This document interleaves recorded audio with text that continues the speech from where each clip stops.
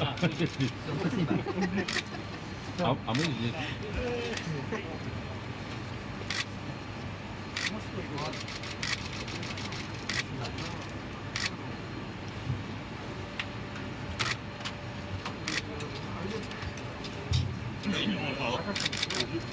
Игрушка, телефон.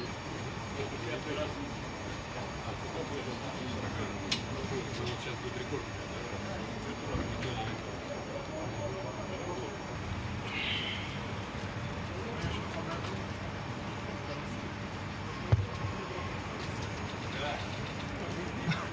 У вас цепная реакция.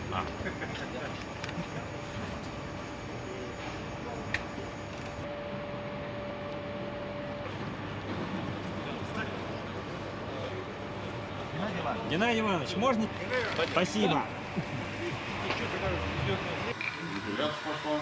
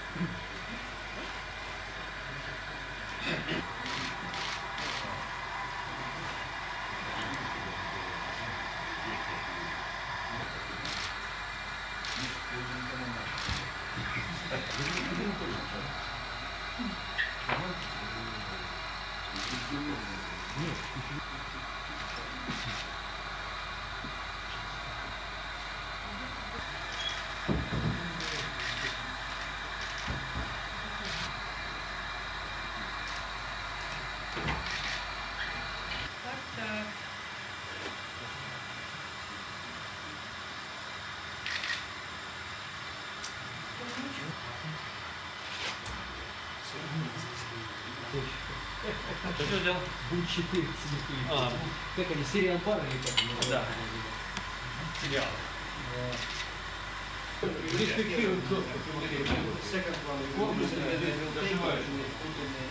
Не регулирует. Кстати, это хороший вопрос. Очки когда было. Очки когда показали. Они сказали, что вы сейчас тоже такие серьезные. Спасибо. Борис, ты улыбался? Ну я постарался. Нет, не надо. Не надо. Все, мне тоже не надо.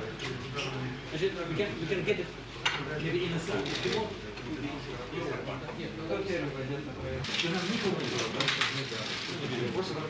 Слушай, ну я спросил ребята,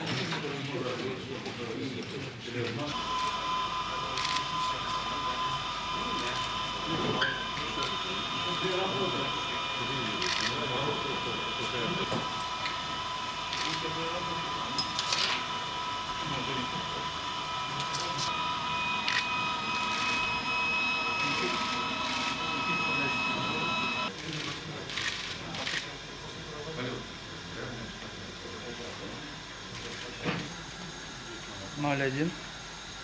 33 секунды.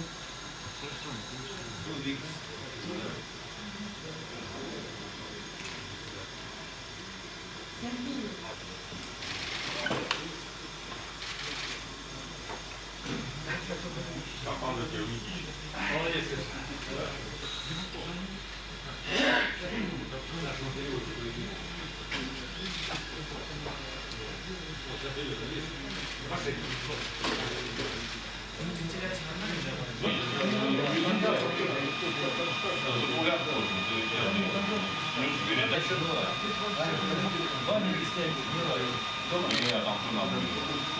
Нет, у меня еще сверхзадача есть. У тебя время будет Регулятор давления. опыта. Я задумывался. Напилось, что растеклось, не проблема. Потому что на улице мы 50 грамм воды, что на волосах 50 грамм воды. 9 секунд. Доложить давление в скафандре 0,35.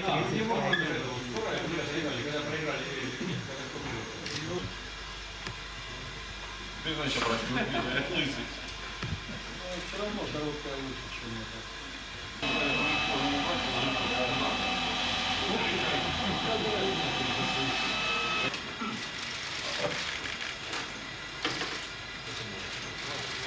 Ну, надо тогда каким-то образом делать еще. Сколько подсоединить? Скажите, да?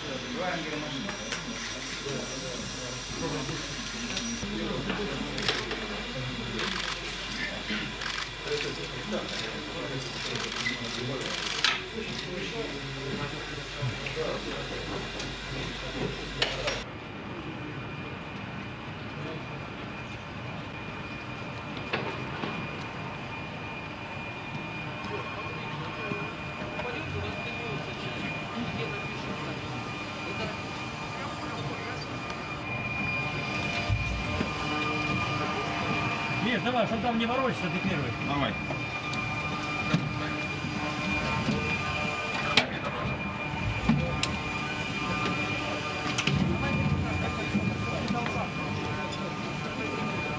Я. Улыбнись.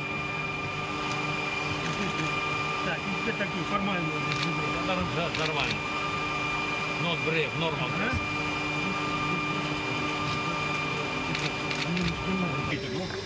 Миша! Хорошо, не переживай. Все сказали, что аккуратно. Я сказал, чтобы он отвернулся от крышки, я ему сказал. Самая большая беда с этими клапанами.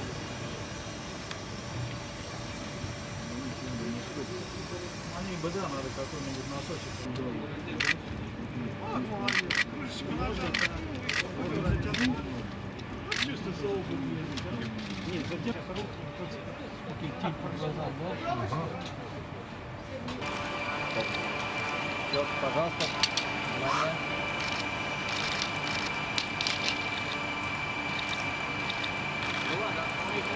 Все, спасибо.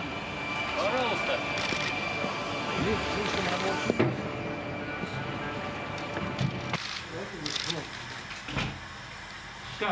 Все, прекрасно. Все. Joe, hello, this is Gennady. We are checking our com system Iridium, if you remember. Scabs. Why are you saying things like that? Миша, скажи что-нибудь, Джо. Hey, Joe, glad to hear your voice. It's Mike Kornienko. I'm very sorry for my friends who wake up you tonight.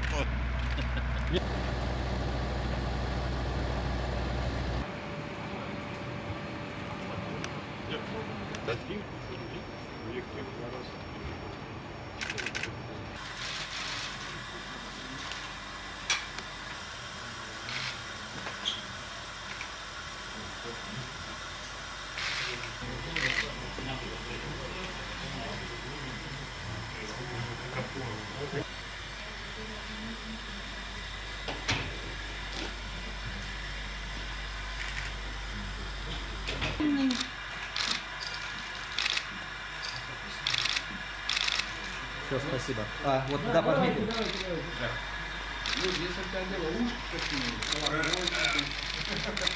Может, в ночнушке? Меня, пожалуйста, посмотрите.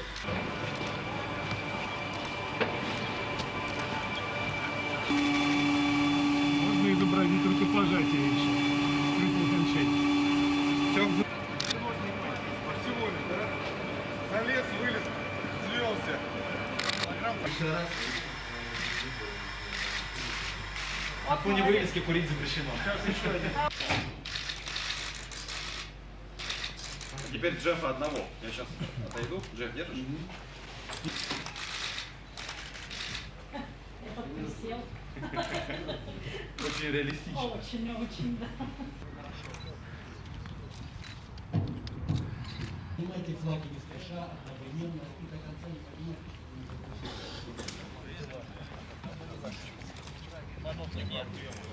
Нет, Падалка Mikhail Иванович.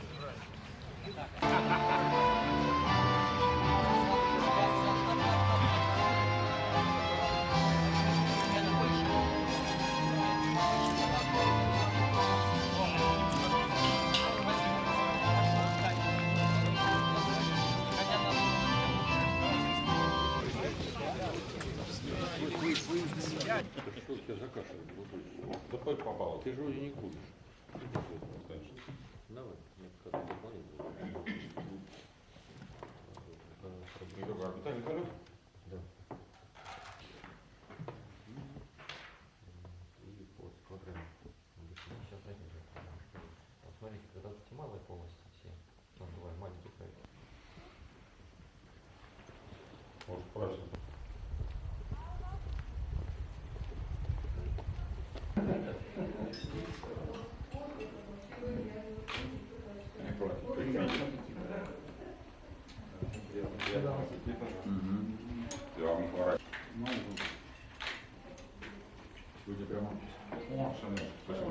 Проверка на прочность, можно сказать.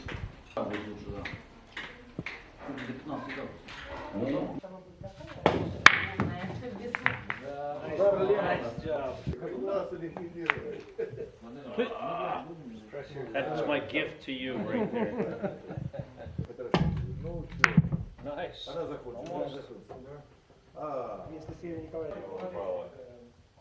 A lot of green.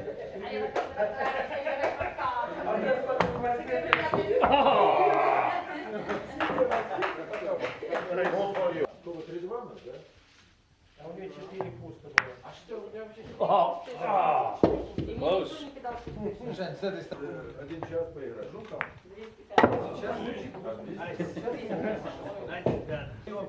Придержи, да. Да зачем ты нервничаешь-то так? Спокуха.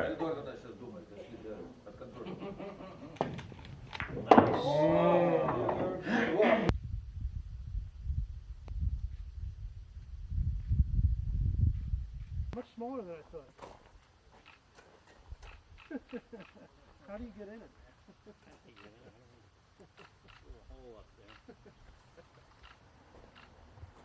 There you go.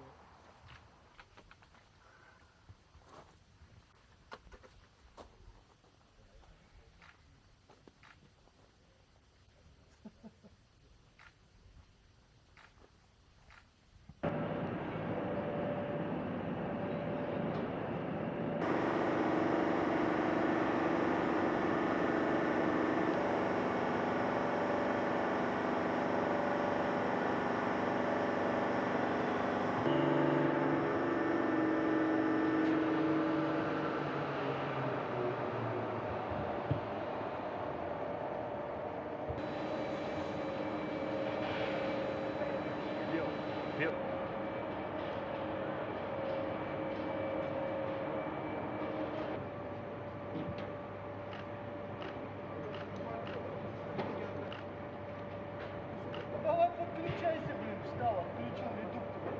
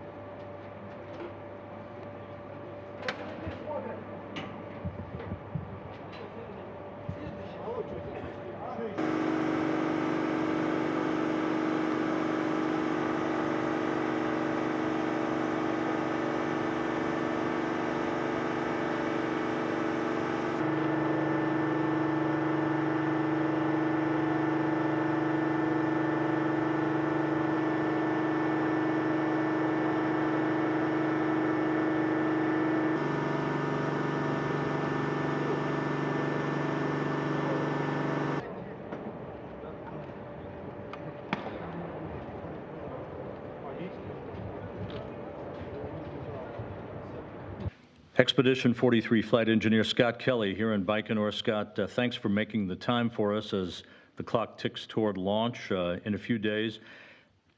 It's so intriguing to try to put through your mind what you must be going through right now mentally as we approach launch. The couple of years in the making of training, all that goes into being away from the planet for a year. What is going through your mind as you approach launch? Well, it's clearly a different experience than my previous 3 flights. And let me explain why. My first flight, it was the first time I was flying in space. You know, you're very excited about it. It's something you've maybe dreamed about for a really long time. And it was something brand new. I had never done it before.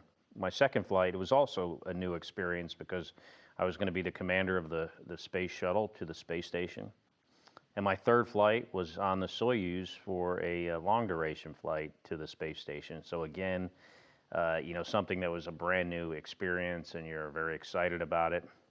And I wouldn't say I'm not excited about this, but it's very similar to my last flight, except it'll be, you know, more than twice the duration, so so harder.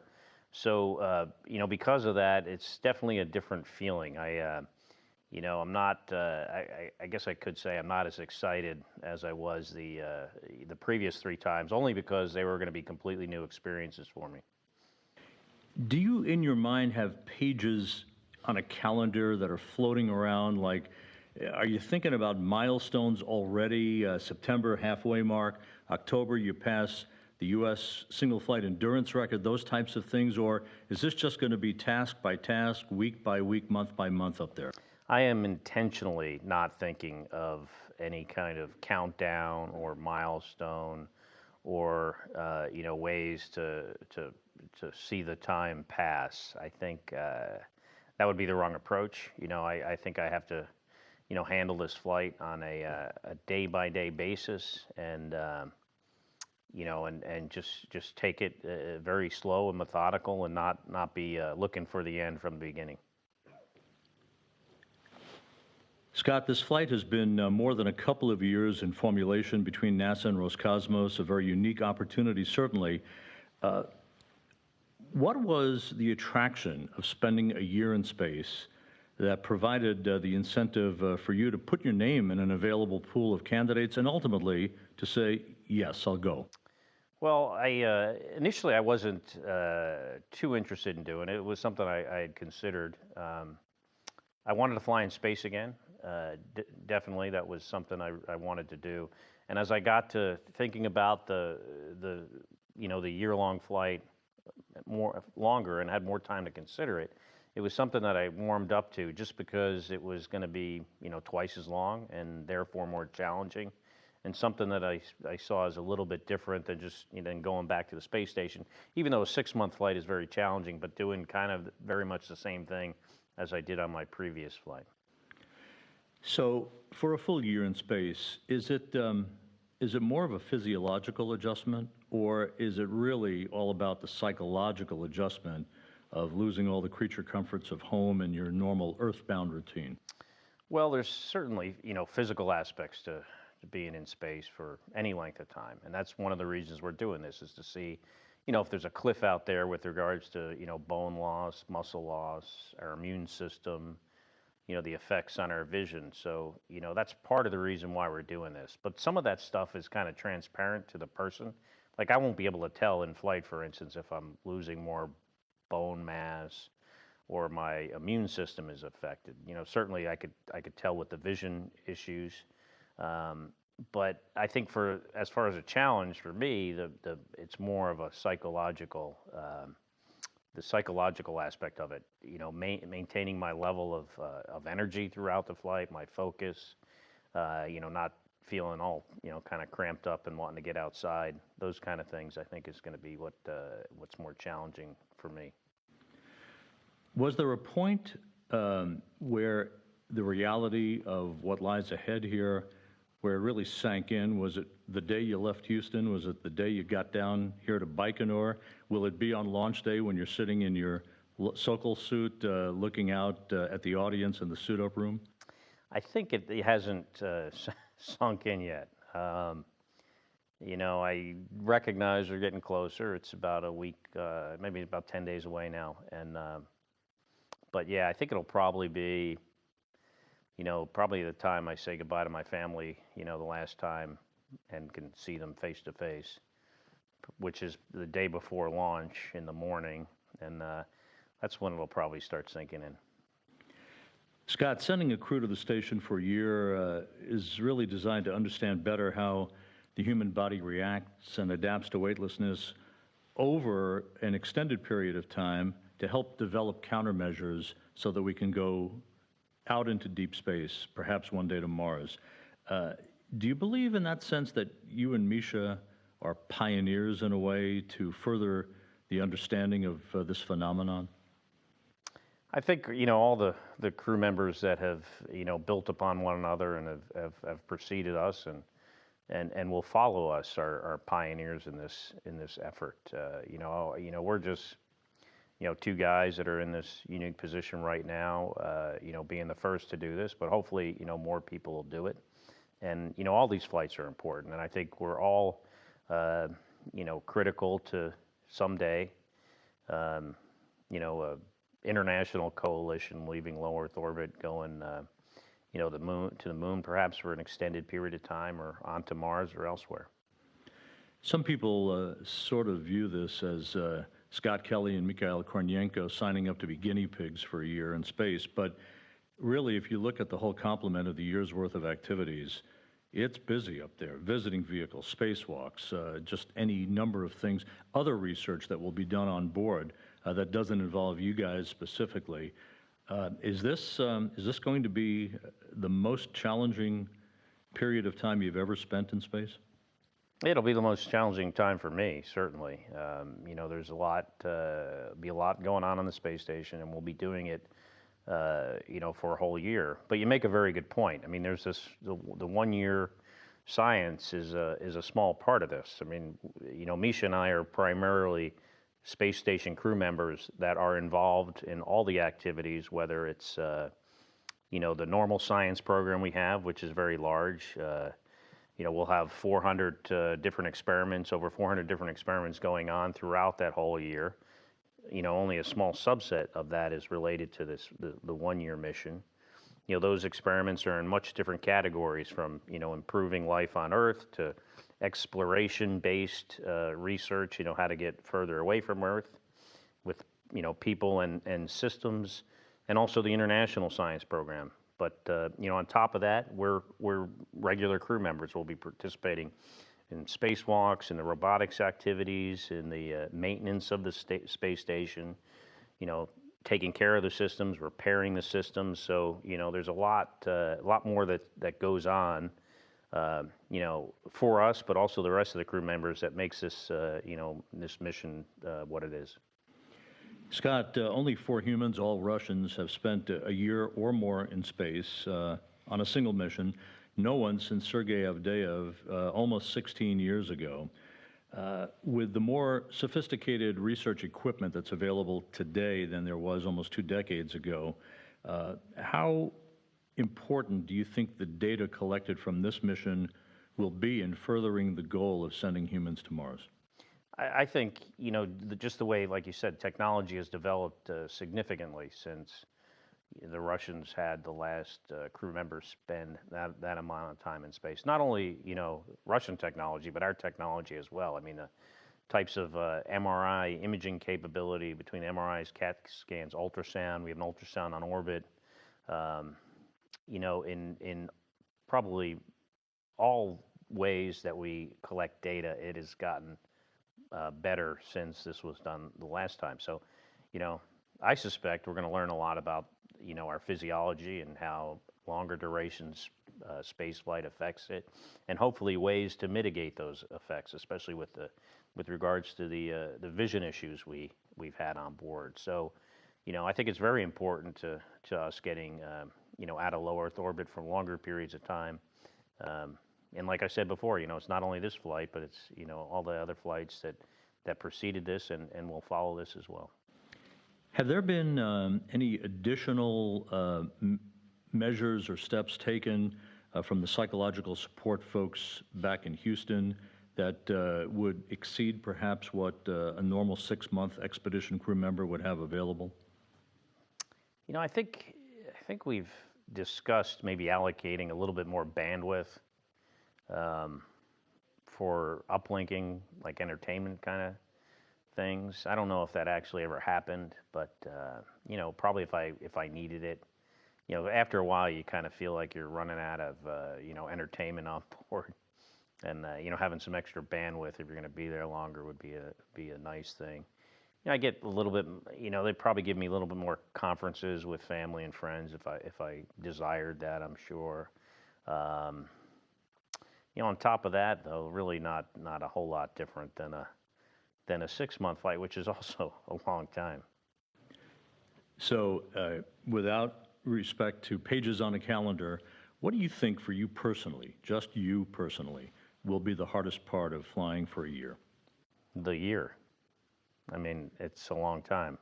If you think back, what you were doing a year ago, which was, I guess, around, the St. Patrick's Day holiday 1 year ago, I can't even remember what I was doing. But, occasionally I'll see something in the media about an anniversary of something that occurred in the news, and I'll think back, wow, that was a year. It seems like it was a lot longer. One of the interesting things, in my opinion, about all of this is that you and Mikhail will be part of 4 different expeditions, and a taxi crew, a visiting crew, will bring up a fresh Soyuz, which will be your ride home a year from now. Is it going to be difficult or challenging to keep track of the different personalities coming and going? It's almost like an air traffic control system up there on the station. Our colleagues are really professional, and whether it's the Russians or European, Japanese, the Americans, we all get along very well. We're all professionals. This will be my 4th time in space, and I have never once had any kind of real conflict with any of my fellow crew members. I think they've all been great. They work very hard together, and so I don't really see any, potential, like personality issues based on the number of people we have. It's certainly interesting when you're on the space station and you get like when I was there, a space shuttle crew come on board, or a new person who had never flown in space before coming up on the Soyuz. It's always fun to see them come up to space for the first time, especially now when we're doing the flight day 1 rendezvous. So, the first time flyers, we'll be seeing them on the space station, several hours after they've left Earth. So that's going to be entertaining. I'm just struck by the fact that this whole episode, this whole odyssey is about to unfold for you. The last several days leading up to launch are always jam-packed with ceremonial activities here in Baikonur for the crew. You're in quarantine, you're getting set for launch, final reviews, the families come in, all these meetings, the media. So once you get on board the Soyuz and you strap in and it's quiet up there, what do you think those thoughts are going to be for you personally as you await liftoff? Probably similar to the last time. The Soyuz is very cramped. Like any time you fly in space, there's a lot that can happen, and you're trained for all the contingencies. But you think about that. You think mostly about doing your job and focusing on that.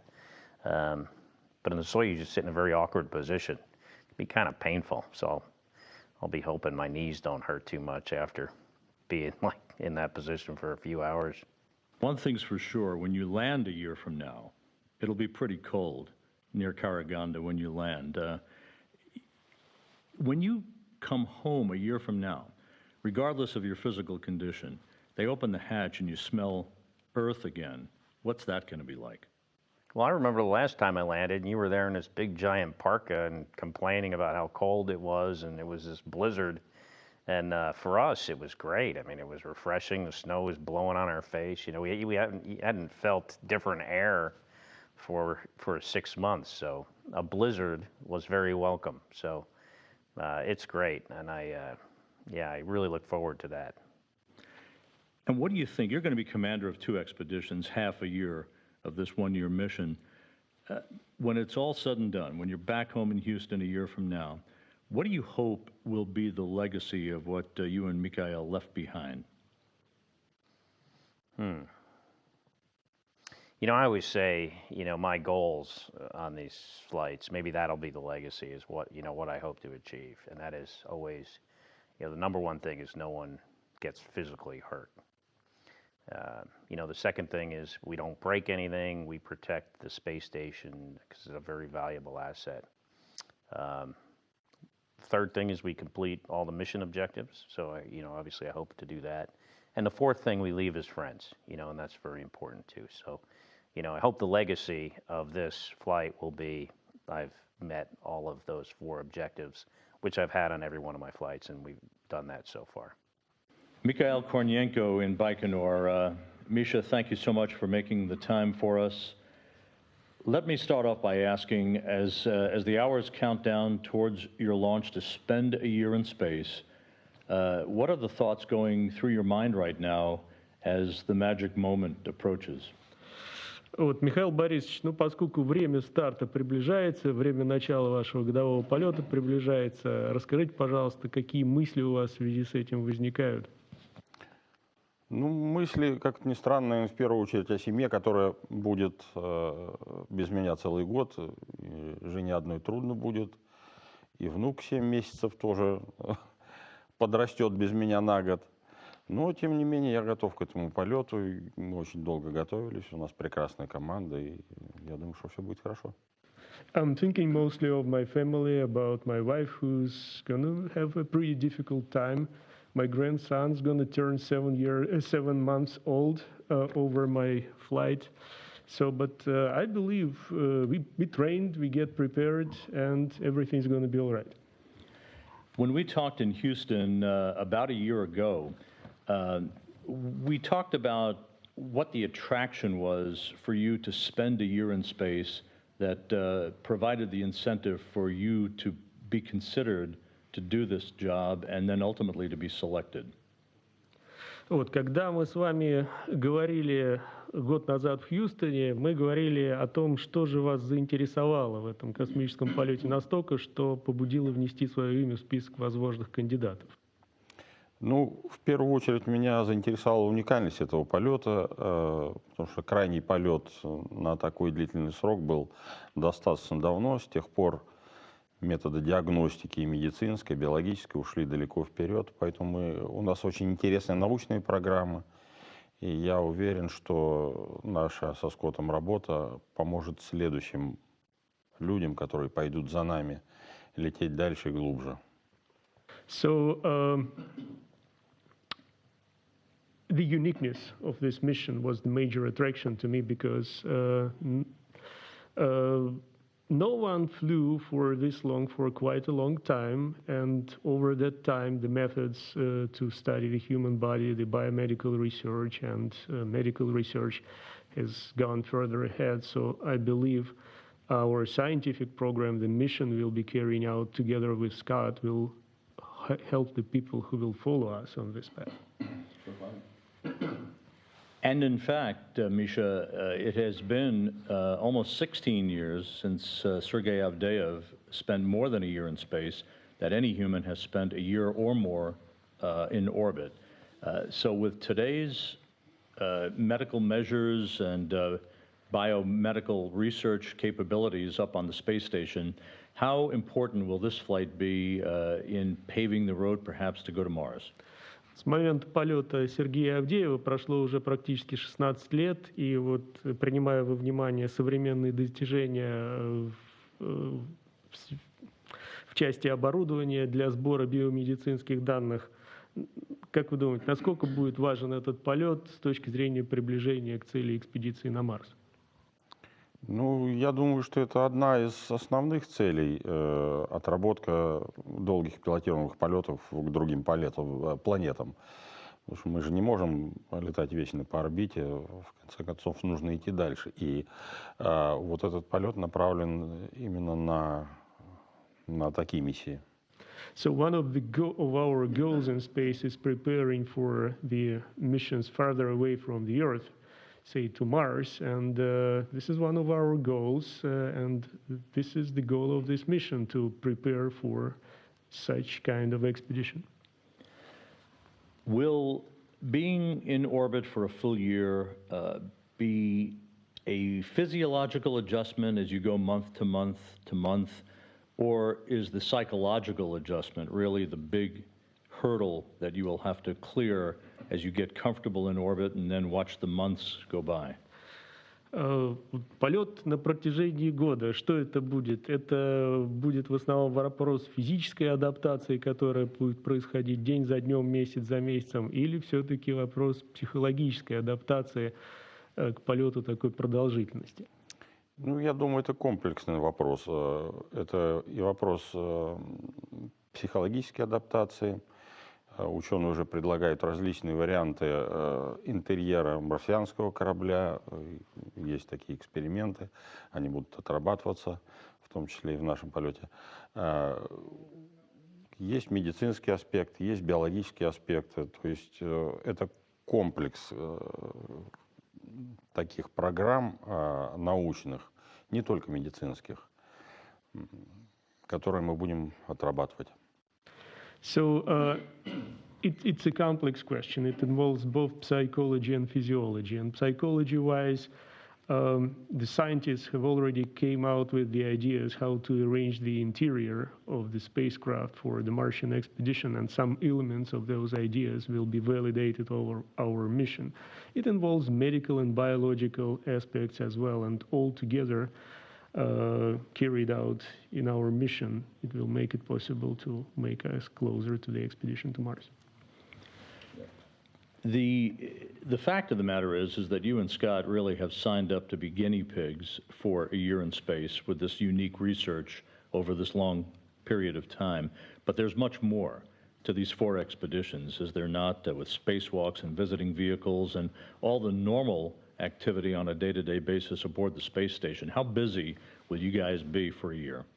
Ну вот кроме того, что вы с Сcott'ом фактически согласились быть подопытными кроликами на протяжении года, в рамках вашего полета будет происходить очень много на борту станции, экипажи будут прилетать, улетать, будут идти различные работы. Чем вы будете заниматься на борту станции? Насколько будет велика ваша загрузка? Загрузка очень приличная, и вот только на меня ложится 66 экспериментов, из них 7 по американской программе. Будет выход, у Скотта больше будет EVA работы, у меня один только выход пока предполагается. То есть свободного времени будет немножко, я так понимаю. Oh, we will be pretty busy. Only I will be involved in 66 experiments, including 7 US experiments. Scott will have 2 EVAs performed, and I'll have only 1, so we will be fairly busy on board. Are you going to be looking month to month at various milestones on the calendar, or are you going to put the calendar out of your mind and just plow ahead day to day, week to week, without paying attention to the hours and days that'll go by that will comprise a full year in space? Когда вы будете в полете, вы будете мысленно перелистывать страницы календаря месяц за месяцем, считать месяцы, или вы наоборот попытаетесь абстрагироваться от календаря и будете просто жить на станции день за днем, накапливая вот таким образом продолжительность своего полета? Ну, наверное, все-таки буду вести дневник, я хочу это сделать, и ставить зарубки каждый день, как Робинзон Круз на дереве делал, вот примерно я так буду делать. Yeah. Well, I believe I will try to keep the diary, and I will be putting the notches on the tree in the same way Robinson Crusoe did it. And Robinson Crusoe was, of course, a survivor. What do you think is going to be the most difficult thing for you personally? Вот, ну и Робинзону удалось на острове выжить. С вашей точки зрения, для вас лично, что будет наиболее сложное в полете? Ну, опять же, наверное, нельзя назвать какую-то одну причину, которая осложняет полет. Это целый комплекс, ну, во всяком случае, для меня. То есть это нехватка, это не хватает земли, не хватает воды, не хватает леса, семьи не хватает. Это психологическая, конечно, напряженность. Ну и ответственность за ту работу, которую тебе поручили. Ее надо сделать так, чтобы не было стыдно после прилета. Потому что мне оказано большое доверие, и я хочу, чтобы оно было оправдано. So I can't give you a single reason which would make this mission hard. It's a complex of things, again. So there are some psychological things such as missing the Earth, missing lakes, rivers, missing forests, missing your family, which left on the Earth. So that's the psychological aspects. Besides of that, there is a lot of responsibility which is laid on you on your mission, and you're trying to accomplish everything you are entrusted with, not to be ashamed when you come back to the Earth. It's always very busy here in Baikonur in the final days leading up to launch, a lot of ceremonial activities. A lot of media will be here, obviously, for this launch. But when you are in your Sokol suit, getting ready to walk out to head to the launch pad, and even when you get inside the Soyuz and it's quiet in the hours that lead up to launch, what do you think is going to be going through your mind, Misha?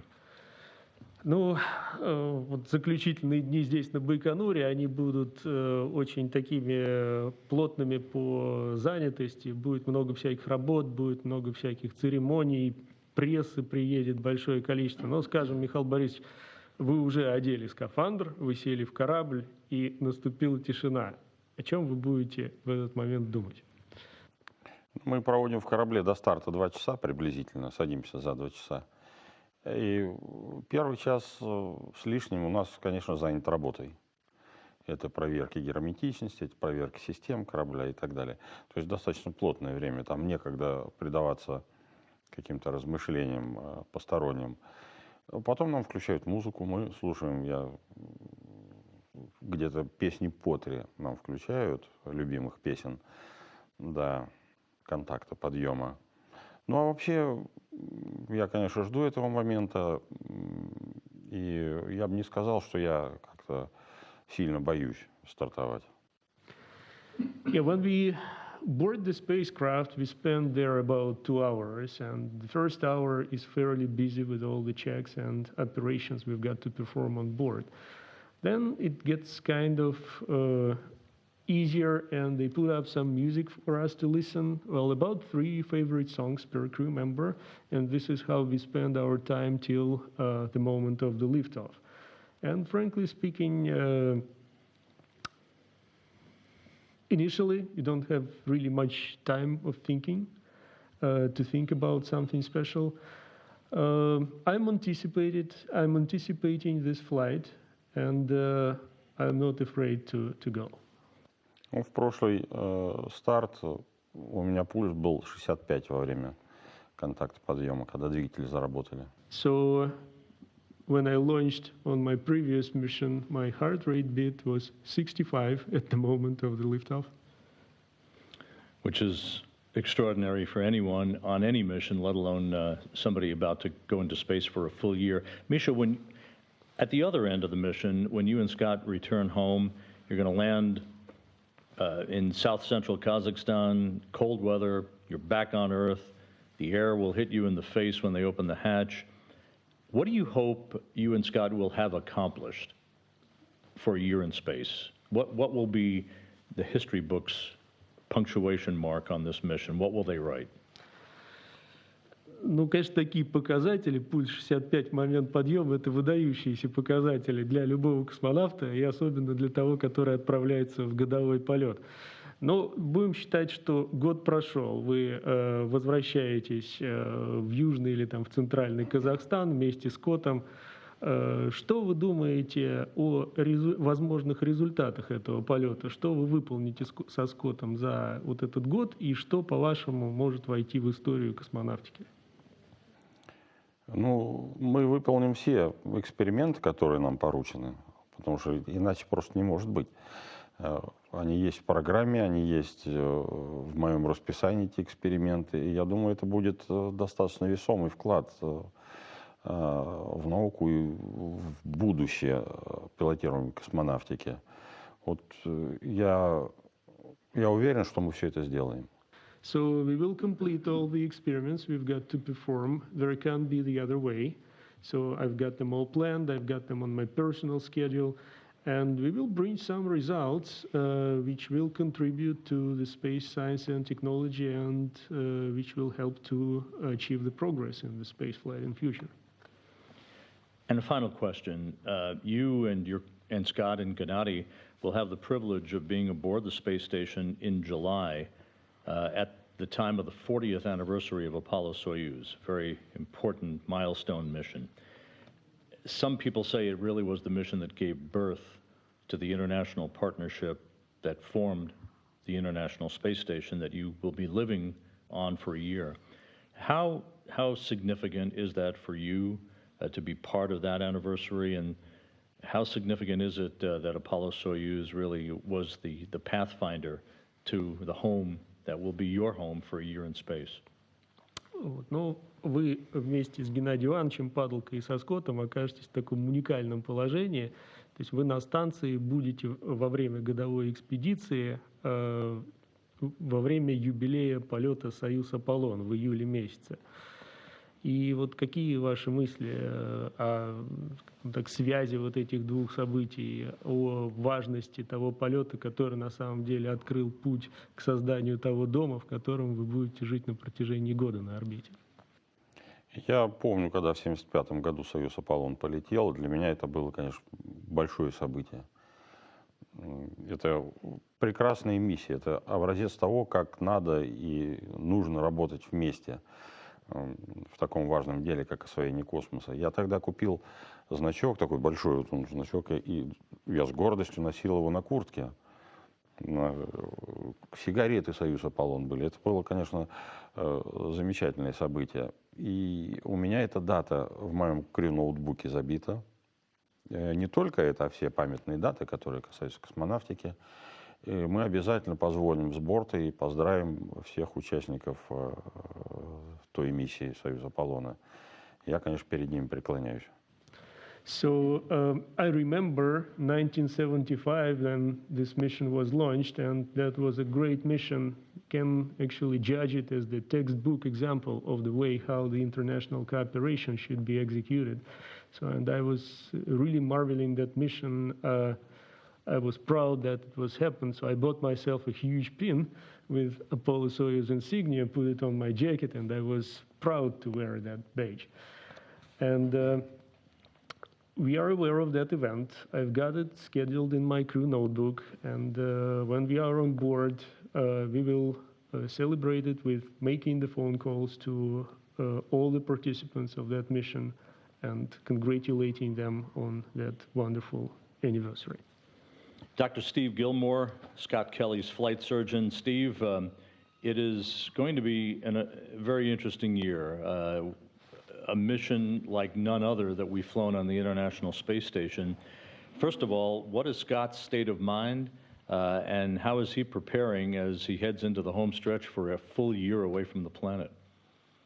Well, Scott's been doing great. One of the things that's interesting about Baikonur, like at the Kennedy Space Center, is the juxtaposition of nature and all the technical equipment that they interact with. So he has the opportunity to go out and take walks, kind of experience nature. He's also been doing some things like, catching up with friends, and so he has a lot of time in his schedule that's unscheduled to, just relax and do those kind of things before he prepares and takes off for the mission. In the months leading up to launch, did you two discuss the psychological preparations required for this? How you get your family squared away, for being away from them for a year? What are the mechanics of getting ready to leave the planet for a year? Well, one of the unique things about working with Scott is I had the opportunity to work with him when he did his six-month mission, and in many ways that's kind of a dry run for what we're doing with the one-year mission. I work with a lot of colleagues back in Houston, and we have a support network that we put in place for crews and their families. And I think the most important thing is making sure that there's the opportunity for communication and video conferences and things like this, so that crew members feel like they can still be a part of the things that are going on a day-to-day basis with their families. And I think that's really the key element to making sure that things at home as well as are going well, so that things on the station also go well. He can have his mind focused on that. Is there a particular characteristic to Scott Kelly that made him the right guy for this mission, in both from a physical as well as a psychological point of view? I think that in the medical group we get a we don't get the final say on that type of thing. We did do some assessments on people that would be eligible to do a one-year mission, and some of the technical considerations were the history of radiation exposure and things like this. So I think one of the unique aspects, though, about Scott is that he's a fairly concise and direct individual, and I think that'll be a valuable trait for the teams that are working and supporting him.